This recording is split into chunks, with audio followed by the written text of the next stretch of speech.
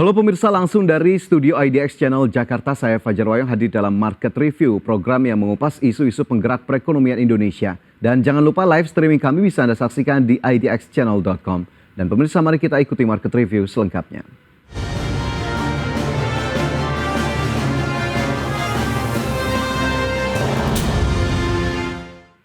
Badan Pusat Statistik mencatat deflasi pada Agustus lalu tetap dibayangi oleh inflasi bahan pangan. Inflasi beras tetap menjadi perhatian sebab BPS menyebut inflasi beras pada Agustus 2023 tertinggi sejak tahun 2012.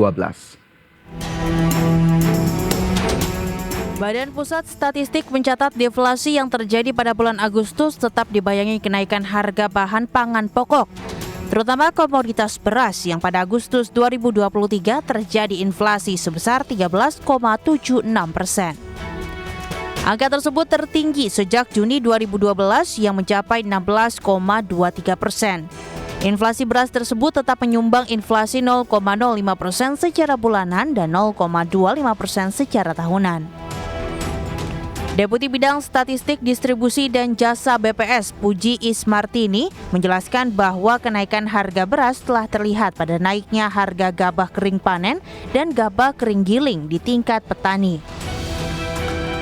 Sementara itu harga beras di penggilingan pada Agustus 2023 juga meningkat naik 20,27% secara tahunan.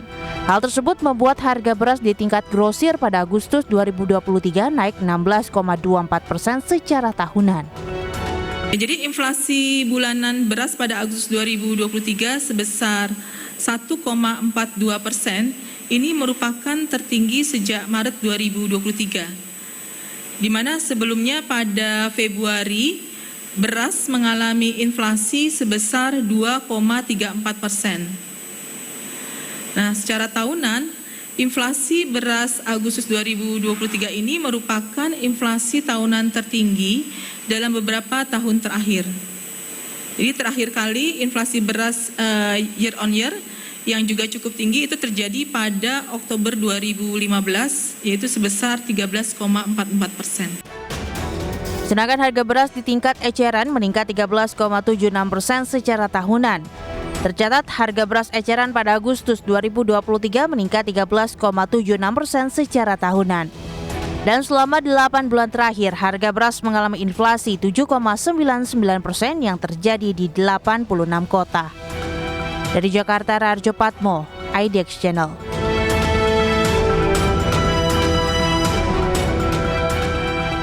Menteri Koordinator Bidang Perekonomian Erlangga Hartarto mengungkapkan strategi yang akan dilakukan pemerintah untuk menghadapi ancaman kenaikan harga atau inflasi beras. Ancaman ini termasuk kondisi El Nino serta kebijakan negara-negara produsen pangan yang membatasi ekspor. Erlangga mengatakan strategi pertama adalah memastikan stok cadangan beras pemerintah yang ada di Perum Bulog aman. Menurutnya hingga saat ini stok cadangan beras pemerintah sudah hampir mencapai 1,6 juta ton dan akan diperkuat dengan pengadaan sebanyak 400.000 ton oleh Bulog dari dalam dan luar negeri. Dengan cara demikian, Erlangga memastikan stok cadangan beras pemerintah yang bisa digunakan untuk mengintervensi harga di pasaran akan mencapai 2 juta ton di Bulog. 2 cadangan itu akan digunakan untuk menyalurkan bantuan sosial pangan berupa 210.000 ton beras setiap bulan pada September, Oktober, dan November kepada 21.353 juta keluarga penerima manfaat. Dengan adanya penyaluran bansos pangan berupa beras tersebut, pemerintah memastikan cadangan beras pemerintah hingga akhir tahun ini pun masih akan kuat di level 1,4 juta ton. Pertama, stok yang ada di Bulog itu sekarang mendekati 1,6 juta ton dan sampai akhir tahun pengadaan sudah fix 400.000 ton.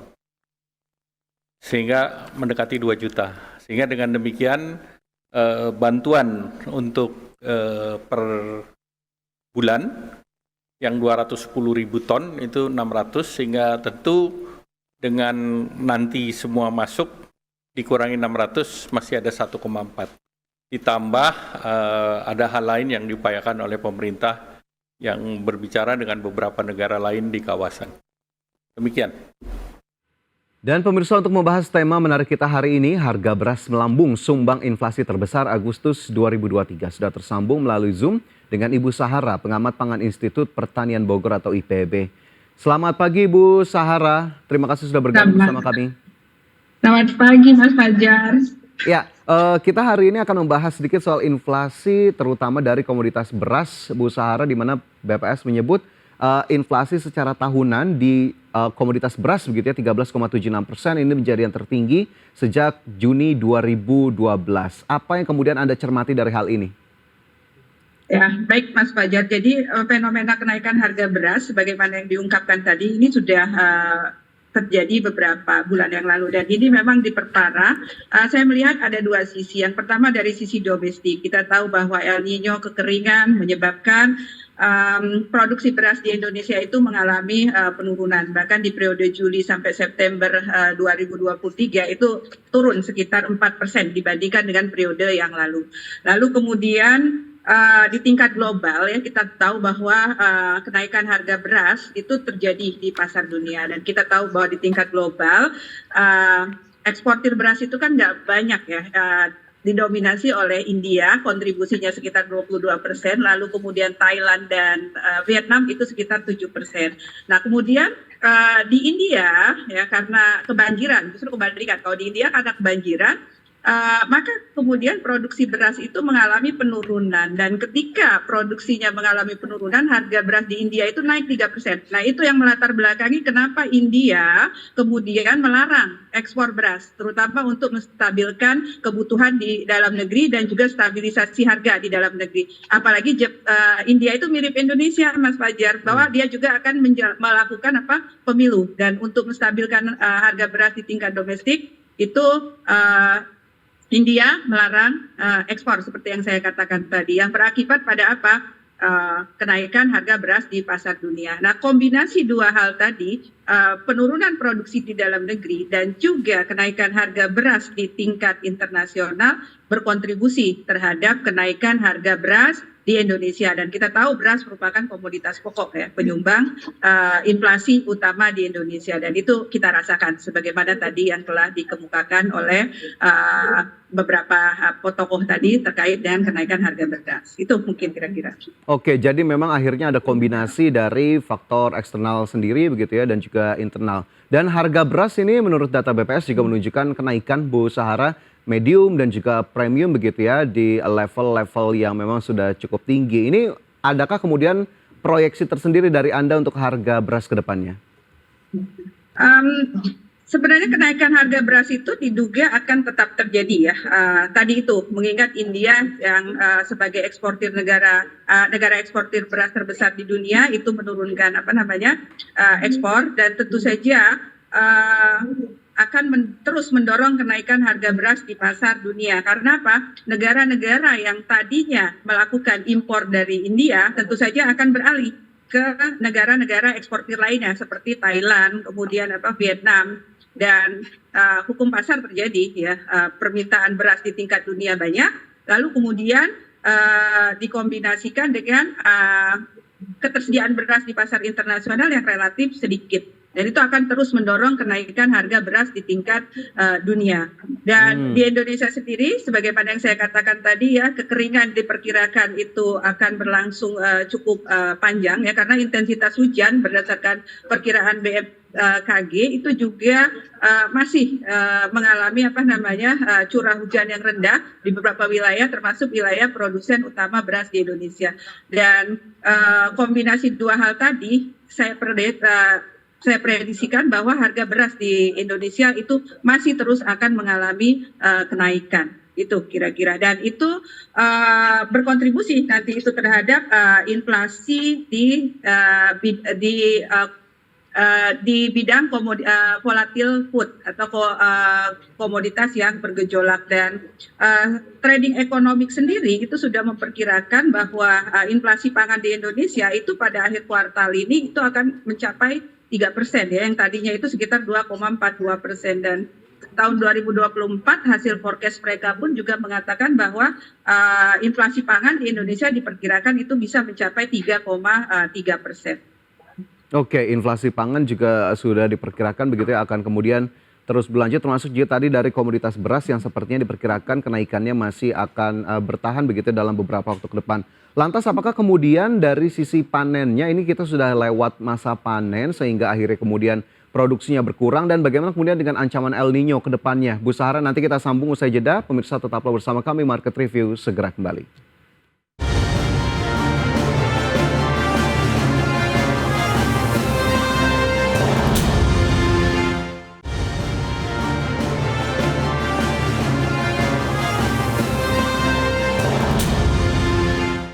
Kembali bersama kami dalam Market Review, pemirsa, dan sebelum kita lanjutkan diskusi di hari ini, saya akan ajak Anda untuk melihat sejumlah infografis berikut ini. Yang pertama adalah inflasi harga beras, di mana pada Agustus 2023 tercatat 13,76%, kemudian dibandingkan dengan Juni 2012 ini 16,22%. Sementara itu, grafis berikutnya harga rata-rata harian beras secara nasional di tingkat pedagang eceran, di mana pada Agustus 2023 medium Rp12.070 per kilogram, premium Rp13.730 per kilogram. Adapun di periode yang sama di tahun 2022 atau pada bulan Agustus, medium Rp10.780 per kilogram dan premium Rp13.310 per kilogram.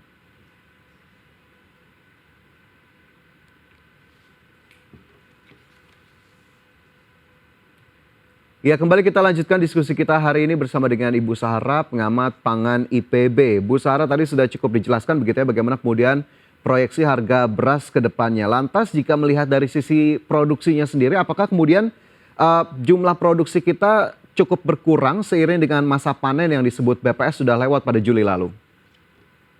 Ya, diperkirakan memang akan terjadi penurunan seperti yang saya jelaskan tadi ya. Sekarang saja itu 4%. Di periode Juni sampai September 2023 ini penurunannya dibandingkan dengan periode yang sama di tahun 2022 yang lalu ya. Memang kekeringan itu terasa sekali Mas Fajar ya di beberapa wilayah di Indonesia, dan itu tentu saja sangat berpengaruh terhadap produksi beras di Indonesia. Jadi salah satu cara memang yang harus dilakukan untuk mengamankan ketersediaan atau cadangan beras di Indonesia itu Bulog mencoba terus ya mencukupi ya ketersediaan tersebut melalui impor. Oke. Ini kekeringannya tadi yang seperti Anda sebutkan sudah menghitung faktor El Nino atau belum sih Bu, atau kekeringannya memang karena musim kemarau saja di Indonesia dan akhirnya mempengaruhi produksi beras? Sudah, Mas. Jadi sekarang itu kan memang terasa sekali ya. Bogor aja yang sekarang itu kota hujan ya. Curah hujan sangat rendah sekali ya. Hanya seminggu itu paling 1 kali ya hujan. Atau dibandingkan dengan periode yang sebelumnya yang curah hujan itu relatif tinggi. Nah, kita bayangkan di wilayah-wilayah lain dan bahkan ada beberapa provinsi itu mengatakan bahwa hujan itu di bulan kemarin itu hanya terjadi 1 sampai 2 kali saja ya. Padahal kita tahu bahwa komoditas padi ini sangat tergantung sekali dengan air gitu kira-kira. Oke, jadi memang akhirnya sudah kombinasi antara musim kemarau di Indonesia dan juga El Nino yang memang sudah berdampak pada kemudian sektor pangan di Indonesia. Lantas dengan ancaman-ancaman ini begitu ya, kemarau masih terus berlanjut, El Nino juga masih ada. Apa yang kemudian bisa kita harapkan dari pemerintah untuk bisa setidaknya mengantisipasi atau mengamankan stok sampai akhir tahun, Bu Sahara? Ya, jadi seperti yang sudah dikemukakan oleh Bulog ya, bahwa cadangan beras ya, kuota impor ya Bulog tahun 2023 itu sebanyak 2 juta ton ya untuk mengamankan volume ketersediaan beras di dalam negeri sekaligus juga untuk stabilitas harga beras di dalam negeri ya. Kita tahu tahun depan ya Indonesia itu akan menghadapi pemilu, dan juga Maret tahun depan itu juga kita sudah masuk bulan puasa ya Mas Fajar. Nah, sehingga ketersediaan beras itu tetap harus dipantau oleh pemerintah, mengingat beras itu merupakan kebutuhan pokok di Indonesia, dan konsumsi per kapita beras di Indonesia itu juga relatif tinggi ya, sekitar 82 kg per kapita per tahun dengan jumlah penduduk 276 juta lebih ya. Itu mau nggak mau memang ya pemerintah harus mengamankan, dan kuota impor Bulog yang 2 juta ton itu sebenarnya 1,6 juta ton itu sudah direalisasikan. Nah, kekurangannya itu memang sekitar 400 ribu ton. Nah, itu kita sebenarnya ada untungnya juga sih. Kita itu impornya itu tidak banyak dari India. Kita impor utamanya itu dari Thailand dan Vietnam. Dan walaupun memang nanti di pasar internasional itu akan terjadi persaingan yang sengit, saya duga, karena negara-negara yang tadi impor dari India itu akan mencoba mendekati eksportir beras yang lainnya, yaitu Vietnam dan Thailand terutama. Dan itu tadi akan mendorong kenaikan harga. Tetapi kita optimis ya bahwa kekurangan 400.000 ton itu akan bisa direalisasikan. Ya, negosiasi itu penting dilakukan oleh pemerintah Indonesia ya, bahwa kita sebenarnya adalah ya dalam tanda kutip pelanggan lama ya untuk impor beras dari Thailand dan Vietnam tersebut, sehingga itu bisa menjadi salah satu juga pertimbangan untuk melakukan negosiasi bagi Indonesia untuk mendapatkan jatah beras impor dari kedua negara eksportir tersebut, yaitu Vietnam dan Thailand. Ya. Jadi itu kira-kira bisa kita lakukan untuk mengamankan cadangan tersebut. Oke, berarti memang akhirnya karena India bukan menjadi sumber utama kita atau impor besarnya bukan dari India, masih memungkinkan untuk kemudian kita ambil begitu dalam tanda kutip dari negara-negara lain begitu ya? Ataukah kemudian dari dua negara tadi ada negara lain yang masih potensial untuk bisa kita lakukan impor untuk komoditas beras, Bu Sahara? Sebenarnya ada, Burma itu juga surplus juga berasnya. Lalu kemudian Pakistan ya itu masih surplus juga. Tetapi kalau Pakistan itu kan kebanyakan dia mengekspor ke negara-negara Timur Tengah. Oke. Baik, jadi memang tadi ada sejumlah catatan begitu ya, bagaimana kemudian menyikapi kondisi El Nino, kemudian kebijakan dari India salah satunya yang melarang dalam tanda kutip begitu ekspor beras, termasuk bagaimana dampaknya ke Indonesia. Baik, nanti kita lanjutkan kembali Bu Sahara, masih ada satu segmen lagi dan pemirsa tetaplah bersama kami, Market Review segera kembali.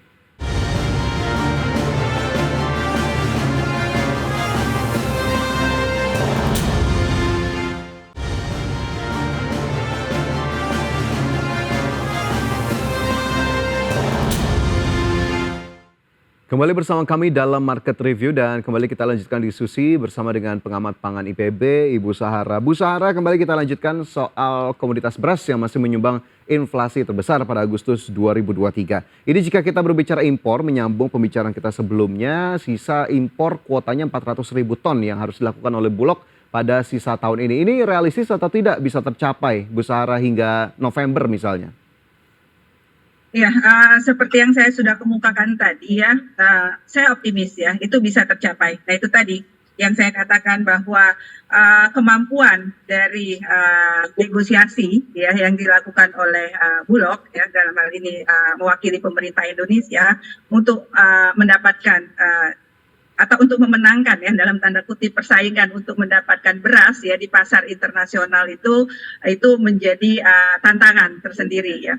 Jadi Mas Fajar, kita tahu bahwa perdagangan beras di pasar dunia itu tipis sekali ya. Negara-negara eksportir beras yang saya kemukakan tadi itu nggak banyak. India, Thailand, ya, lalu kemudian Vietnam, Pakistan, Burma, dan itu mereka mengekspor beras itu tentu saja setelah kecukupan konsumsi dalam negeri mereka terpenuhi. Ya. Tapi itu tadi yang saya katakan ya, dalam tanda kutip bahwa kita pelanggan lama tadi itu ya. Nah, itu bisa saya kira meyakinkan bahwa konsumen lama, pelanggan lama sehingga bisa mendapatkan beras dari Vietnam, kemudian dari Thailand tadi. Ya. Oke, jadi gunakanlah kekuatan untuk negosiasi kita untuk komoditas beras kepada negara-negara eksportir tadi. Tapi apakah kemudian untuk jika kita berbicara kita kesampingkan impor, Bu Sahara, apakah kemudian produksi dalam negerinya tidak akan mencukupi jika memang Bulog berusaha untuk kemudian menyerap sebanyak-banyaknya produksi dari petani dalam negeri? Nah, produksi dalam negeri itu kan diperkirakan itu akan mengalami penurunan sekitar 500-an ribu ton ya. Kalau kita bicara di tahun 2023 ini, itu angka prediksi. Nah, makanya kan untuk mencukupi kebutuhan beras di dalam negeri, ya idealnya itu tentu saja dari dalam negeri. Tetapi ketika di dalam negeri terjadi potensi, dan itu memang sudah terjadi penurunan produksi beras di Indonesia karena kekeringan yang panjang tadi, ya untuk mencukupi ketersediaan, impor itu menjadi salah satu solusi. Oke, impor menjadi solusi karena produksi tadi diperkirakan masih akan mengalami penurunan. Kemudian, Bu Sarah, ini juga ada pernyataan dari pedagang pasar yang meminta Perum Bulog untuk kemudian mengguyur beras murah ke pasar tradisional, terutama untuk kemudian mengatasi kenaikan harga beras yang terjadi. Apakah kemudian jika kita lihat dari pergerakan harganya, apakah memang belum begitu masif ya untuk kemudian intervensi yang dilakukan oleh Bulog ataupun pemerintah untuk kemudian tadi operasi pasar misalnya untuk komoditas beras? Ya, saya melihat sebenarnya Bulog itu sudah mulai mengguyur atau melakukan operasi pasar terutama di pasar-pasar tradisional, dan saya kira upaya itu memang harus terus dilanjutkan. Nah, sebenarnya untuk pedagang-pedagang di pasar tradisional, ketika memang dirasa operasi pasar yang dilakukan oleh Bulog itu masih belum mencukupi, mereka bisa mengontak ya tim TPID, tim pengendali inflasi daerah ya, untuk bersama-sama menstabilkan harga beras, dan kemudian nanti bersama-sama dengan tim TPID tentu saja mereka akan mengontak Bulog di wilayah masing-masing untuk melakukan operasi pasar, dan koordinasi ini saya kira harus terus diintenskan, mengingat seperti yang kita ketahui tadi ya, bahwa harga beras itu mulai terjadi peningkatan ya di beberapa wilayah di Indonesia, dan kerjasama dengan tim TPID itu bisa menjadi salah satu alternatif solusi juga bagi Bulog untuk melakukan operasi pasar. Jadi di provinsi-provinsi mana, kabupaten-kabupaten mana yang kira-kira masih dirasa belum banyak operasi pasar dilakukan. Oke, jadi memang kemudian dimasifkan kembali meskipun sepertinya sudah terlihat begitu ya apa yang upaya dilakukan oleh Bulog terhadap intervensi dari sisi operasi pasar. Nah, ini kan kita berbicara soal dari sisi supply-nya begitu ya. Tapi kalau kita bicara dari hulunya sendiri, dari petaninya atau dari produsennya, Bu Sahara, dengan kondisi yang ada, kemarau, kemudian El Nino, apa yang kemudian harus disokong atau disupport oleh pemerintah untuk kemudian tadi bisa mengoptimalkan produksi di tengah kondisi yang cukup sulit saat ini? Iya, jadi intensifikasi ya itu menjadi salah satu pilihan, kan sebenarnya kita bisa meningkatkan produksi itu di dalam negeri itu melalui ekstensifikasi dan intensifikasi. Nah, dalam rangka menghadapi situasi kekeringan yang seperti ini ya, saya kira ke depan gitu penelitian-penelitian misalnya terkait bagaimana menemukan benih padi yang relatif tahan atau tidak terlalu membutuhkan banyak air itu perlu terus dilakukan, dan juga pembangunan bendungan-bendungan ya, infrastruktur terutama pengairan ya dalam jangka menengah dan panjang itu masih tetap harus dilakukan, sehingga akselerasi produksi atau peningkatan produksi itu bisa terus terjadi ya dalam jangka menengah dan dalam jangka panjang. Dan kita kan pernah menjadi negara swasembada beras, dan saya kira goal atau tujuan untuk mencapai swasembada beras tersebut itu masih bisa ya atau masih terbuka ya bagi bangsa Indonesia, sehingga kita bisa melakukan swasembada beras. Dan kalau jangka sangat pendek sekarang ini, saya kira itu tadi jangka menengah dan panjang. Kalau jangka pendek ini saya kira kecukupan cadangan beras itu memang harus tetap diperhatikan ya. Dan kemudian operasi pasar terutama ke pasar-pasar tradisional itu harus dilakukan, dan juga penyerapan gabah yang dilakukan oleh Bulog atau istilahnya kalau di desa itu sebar karung ya, yang dilakukan oleh Bulog ya untuk menyerap hasil panen petani itu tetap harus dilakukan ya. Dan tidak hanya di hulu Mas ya, saya kira dalam jangka pendek itu penting sekali bagi pemerintah untuk mewaspadai potensi terjadinya penimbunan ya. Karena beras ini kan komoditas pokok seperti yang saya katakan tadi, dan ketika harganya meningkat ya jangan sampai rinseker itu mempunyai kesempatan untuk melakukan penimbunan, dan juga menjaga psikologis atau ekspektasi dari konsumen itu penting untuk dilakukan dengan selalu menginformasikan bahwa cadangan beras di Indonesia itu cukup, sehingga konsumen tidak perlu melakukan aksi pembelian yang secara berlebihan yang nanti pada ujungnya akan menimbulkan terjadinya penimbunan. Saya kira hal-hal seperti itu yang perlu dilakukan oleh pemerintah dalam jangka pendek itu. Oke, cukup komprehensif apa yang kemudian perlu dilakukan oleh pemerintah, sekaligus ini juga cukup penting. Tadi saya take notes dari Bu Sahara bagaimana kemudian menjaga psikologis terutama dari konsumen ataupun masyarakat bahwa masih aman, stoknya masih ada, jadi jangan kemudian panik buying begitu ya untuk kemudian tadi menghindari potensi penimbunan. Bu Sahara, ini sebetulnya masih banyak sekali yang bisa kita ulas dan kita bahas, tapi sayang sekali waktu kita terbatas. Terima kasih banyak Bu Sahara atas waktunya hari ini dalam Market Review. Kita jumpa kembali di lain waktu. Sama-sama, Mas Fajar. Terima kasih kembali.